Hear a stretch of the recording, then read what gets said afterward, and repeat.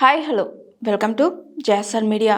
మేడారంలో కుక్కకు ఎత్తు బంగారం క్షమాపణ చెప్పిన సినీ నటి. తెలంగాణ రాష్ట్రంలోని ఆసియా ఖండంలోనే అతి పెద్ద గిరిజన పండగగా పేరుగాంచిన మేడారం సమ్మక్క సారలమ్మ జాతరలో యువనటి టీనా శ్రావ్య తన పెంపుడు కుక్కకు బంగారంతో తులాభారం వేయడం వివాదాస్పదమైంది.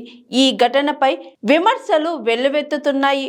కుటుంబ సమేతంగా మేడారం వచ్చిన టీనా శ్రావ్య తన పెమేడియన్ జాతికి చెందిన కుక్కకు బంగారం తులాభారం వేశారు.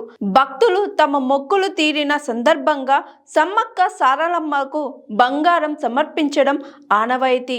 ఇక్కడ బంగారం అంటే బెల్లంను తూకం వేసి సమర్పిస్తారు. సాధారణంగా భక్తులు అమ్మవార్లకు బంగారం సమర్పిస్తూ ఉంటారు.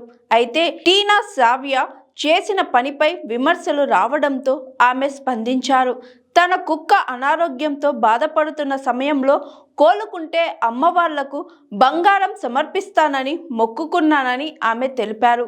ఆ కారణంగానే ఇలా చేశానని, గిరిజన సాంప్రదాయాలను కించపరిచే ఉద్దేశం తమకు ఏమాత్రం లేదని ఆమె స్పష్టం చేశారు. భక్తుల మనోభావాలు దెబ్బతిని ఉంటే తమను క్షమించాలని కోరుతూ ఆమె ఒక వీడియోను విడుదల చేశారు.